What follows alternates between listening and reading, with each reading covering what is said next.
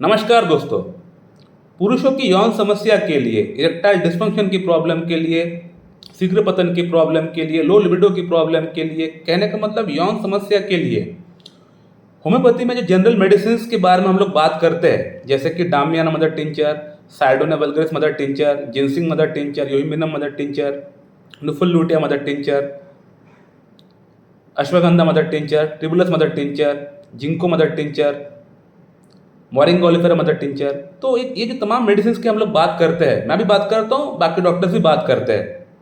तो क्या इन मेडिसिन से यौन समस्या पूरी तरह जड़ से साफ हो सकता है, एकदम जड़ से क्लियर हो सकता है? आपको कॉन्स्टिट्यूशनल मेडिसिन की दरकार पड़ेगी नहीं, सिर्फ यही मेडिसिन लेने से आपका यौन समस्या एकदम क्लियर हो जाएगा, एकदम बिल्कुल ठीक हो जाएगा। आज हम लोग इस टॉपिक के ऊपर बात करने वाले हैं। सो माय डियर फ्रेंड, आज ये वीडियो मैं इसलिए बना रहा हूँ क्योंकि आम जनता के अंदर होम्योपैथी को लेके एक गलतफहमी, एक मिसकॉन्सेप्शन भरा पड़ा हुआ है। कुछ लोग ऐसे हैं जो लोग सोचते हैं कि कोई भी प्रॉब्लम क्यों ना हो, कैंसर ही क्यों ना हो, कुछ भी क्यों ना हो, होम्योपैथी मेडिसिन खाएंगे ठीक हो जाएंगे। तो ये गलत है। होम्योपैथी की भी अपनी कुछ लिमिटेशंस होती है। हर चीज़, हर प्रॉब्लम को होम्योपैथी क्योर नहीं कर सकता है। इस चीज़ को पहले बात आप लोग को समझना पड़ेगा। सेकेंडली, कुछ लोग ऐसे हैं जो लोग सोचते हैं कि जो ट्रेन में जो किताब मिलता है वो किताब पढ़ के हम लोग खुद ब खुद डॉक्टर बन जाएंगे। तो ये भी गलतफहमी है। ऐसा भी नहीं हो सकता है। जो ट्रेन में जो 50 रूल्स का जो किताब मिलता है, उस किताब को पढ़ के जो मेडिसिन, वहाँ थेरेपेटिक जो मेडिसिन का नाम दिया गया है कि कमर दर्द के लिए ये मेडिसिन, इसके लिए वो मेडिसिन, इन मेडिसिन से आप खुद ब खुद डॉक्टर नहीं बन सकते, खुद का डॉक्टर खुद नहीं बन सकते। ये भी गलत है।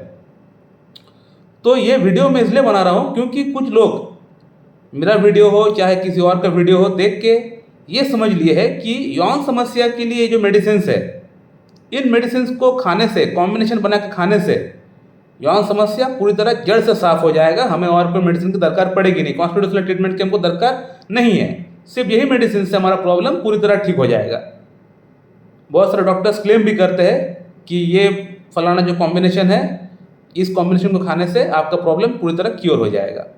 हालांकि मैं अपना वीडियोस में कभी भी इस तरह का क्लेम मैं करता नहीं हूँ। मैं अक्सर एक बात बोलता हूँ कि ये जो मेडिसिन का नाम मैंने बताया, ये damiana, nuphar lutea, ashwagandha, ginseng mother tincture, tribulus, टेस्टिसिका T3X, ये सब मेडिसिन एक जनरल मेडिसिन है।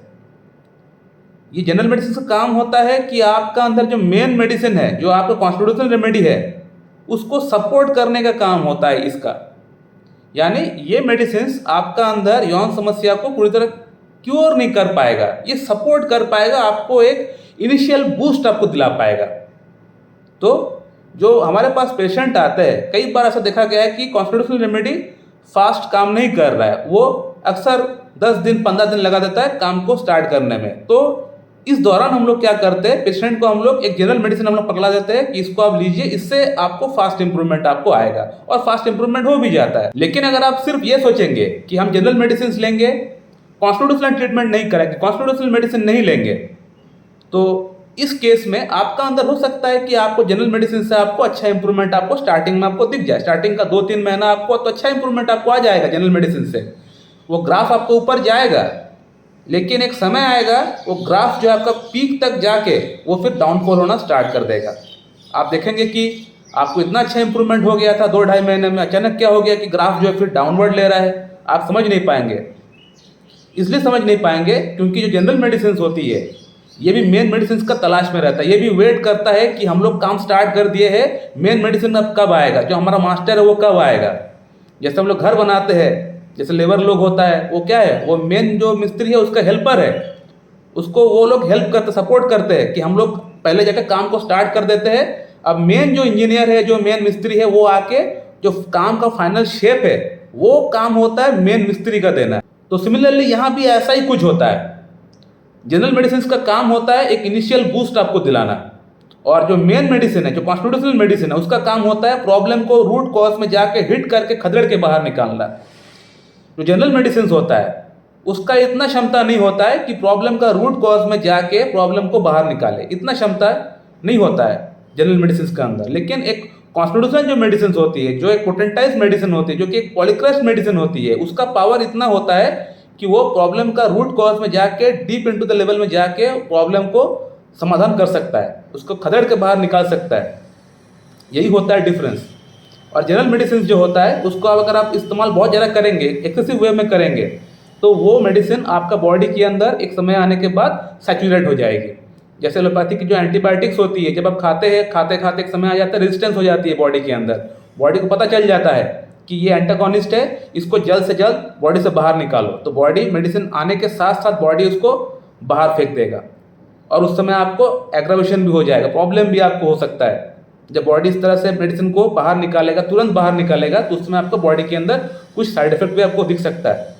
तो इसीलिए हम लोग कहते हैं कि जनरल मेडिसिन जो होती है, इससे एक इनिशियल बूस्ट हम लोग दिला देते हैं पेशेंट के अंदर, लेकिन जो मेन मेडिसिन है, जो कॉन्स्टिट्यूशनल मेडिसिन है, उसको भी साथ ही साथ आपको लेना पड़ेगा, ताकि आपका प्रॉब्लम का जो रूट कॉज है उस पर जाके हिट करके उसको भी ठीक कर सके। क्योंकि मेडिसिन आप लाइफ टाइम नहीं ले सकते हैं। होम्योपैथिक मेडिसिन लाइफ टाइम हम लोग इस्तेमाल नहीं कर सकते। एक सर्टेन पीरियड तक हम लोग इस्तेमाल कर सकते हैं, 4 महीना, 6 महीना, 8 महीना, 10 महीना। उसके बाद मेडिसिन काम करना बंद कर देगी, मेडिसिन आपका बॉडी के अंदर रेजिस्टेंस पैदा करना स्टार्ट कर देगी।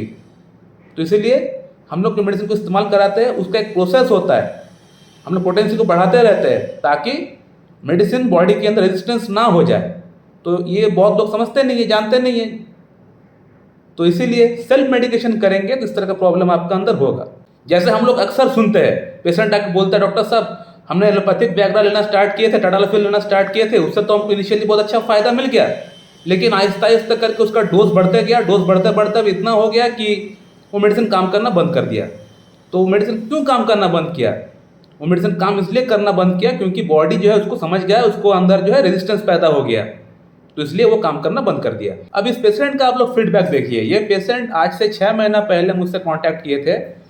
इनको बेसिकली इरेक्टाइल डिस्फंक्शन की प्रॉब्लम थी, और ये वहाँ से मेरे पास कंसल्ट करने से पहले से ही वो 3-4 जनरल मेडिसिन मिला के, यानी जिनसिंग, हाइड्रोनिया वल्गारिस, नुफुलुटेक, ये सब मेडिसिन मिला के वो वहाँ से खा रहे थे। खाने के बाद उनको फ़ायदा होना स्टार्ट हो गया, इनको अच्छा इंप्रूवमेंट होना स्टार्ट हो गया इन मेडिसिन से। और अच्छा इंप्रूवमेंट के लिए इन्होंने एक गलती कर दिया। इन्होंने क्या किया, इन्होंने एग्नस कैस्टस को 30 पोटेंसी में भी लेना स्टार्ट कर दिया, ये सोच के कि शायद एग्नस कैस्टस को भी ऐड करूंगा तो और अच्छा इंप्रूवमेंट हो जाएगा। तो एग्नस कैस्टस लेने के बाद ही इनका अंदर इंप्रूवमेंट जो है पूरी तरह घटना स्टार्ट हो गया। और तब ये पेशेंट मुझसे कंसल्ट किए। मैंने पेशेंट को बताया कि आपको एग्नस कैस्टस तो आपको बंद करना पड़ेगा, क्योंकि इससे आपको फायदा नहीं हो रहा है, प्लस इसका साइन एंड सिम्टम्स आपको मैच नहीं कर रहा है। और साथ ही साथ जो केस टेकिंग करके जो मेडिसिन हम सिलेक्शन किए यहाँ से, नैक्टोमूव 0/1, 2, 3, 4 प्रिस्क्राइब किए थे, ये मेडिसिन आपको यहाँ से मंगाना पड़ेगा, क्योंकि यही मेन मेडिसिन है, इसी मेडिसिन से आपका प्रॉब्लम क्योर होने वाला है। तो पेशेंट अपने आप को बहुत ज़्यादा चालाक समझता है। इन्होंने समझ लिया कि एग्नस कैस्टस ही अगर मेन कल्प्रिट है तो उसको मैं बंद कर देता हूँ और फिर से अपना सेल्फ मेडिकेशन स्टार्ट कर देता हूँ। तो इन्होंने मेरे यहाँ से मेडिसिन मंगाया नहीं, और सेल्फ मेडिकेशन के तौर पे जो मेडिसिन वहाँ से वो ले रहे थे उसको फिर से स्टार्ट कर दिया। इससे उनको इंप्रूवमेंट फिर से स्टार्ट हो गया, लेकिन वो ग्राफ जो है फिर से एक पीक में आके फिर डाउनफॉल होना स्टार्ट हो गया। और अब इस पेशेंट को फिर से मेरा याद आ गया। आज से 4 महीना पहले इनको मैं बताया था कि अब नैक्टोमूव 0/1, 2, 3, 4 आपको मंगाना है, चाहे आप कॉम्बिनेशन मेडिसिन इस्तेमाल करें या ना करें, आपको ये मेडिसिन खाना ही पड़ेगा। इसको खाए बगैर आपका प्रॉब्लम सॉल्व नहीं हो सकता है। तो पेशेंट ने मेरा बात माना नहीं, उनको लगा कि मैं झूठ बोल रहा हूँ या मैं गुमराह कर रहा हूँ, मुझे पैसा कमाना है, कुछ भी सोच सकता है। तो मेडिसिन यहाँ से उन्होंने नहीं मंगाया और अपना जो है दिमाग खुद से लड़ाया। वहाँ से कॉम्बिनेशन मेडिसिन स्टार्ट किए, कॉम्बिनेशन मेडिसिन फायदा वहाँ पे किया, लेकिन एक सर्टेन टाइम आने के बाद उसका डाउनफॉल स्टार्ट हो गया। अब कॉम्बिनेशन मेडिसिन से इनको कोई फायदा नहीं होता है। अब साइडोनिया वल्गारिस, नुफुलुटिया जो मेडिसिन थे, इन मेडिसिन से इनका अंदर कोई भी इंप्रूवमेंट, कोई भी फायदा इनको नहीं हो रहा है, कुछ भी फायदा नहीं हो रहा है। टोटली काम करना बंद कर दिया, बॉडी पूरी तरह रेजिस्टेंस इसका अंदर पैदा हो चुका है। अब इनको मेरा याद आ चुका है, तो इसीलिए मुझे लगा कि ये वीडियो बनाना बहुत जरूरी है, क्योंकि आजकल लोग जो है शॉर्टकट अपना रहे हैं। शॉर्टकट उनको अच्छा लगता है बहुत ज़्यादा, और बिना खर्चे की काम निकल जाए। लोगों का अंदर ये मेंटालिटी है कि हमें खर्चा ना हो और हमारा काम निकल जाए, ये लोगों का मेंटालिटी है। तो इस तरह का मेंटालिटी से कभी भी सक्सेसफुल कोई आदमी बन नहीं सकता है। प्रॉब्लम हमेशा बढ़ेगा। इस तरह का मेंटालिटी का जो भी इंसान होगा, प्रॉब्लम बढ़ेगा। आपका डॉक्टर के पास आपको आना ही पड़ेगा, चाहे आज हो या कल हो, आपको आना ही पड़ेगा। सेल्फ मेडिकेशन से आपका प्रॉब्लम सॉर्ट आउट नहीं होने वाला, मैं अक्सर बोलता हूँ। सो माय डियर फ्रेंड, मैं इस वीडियो को एंड करता हूँ। So thank you very much and have a good day.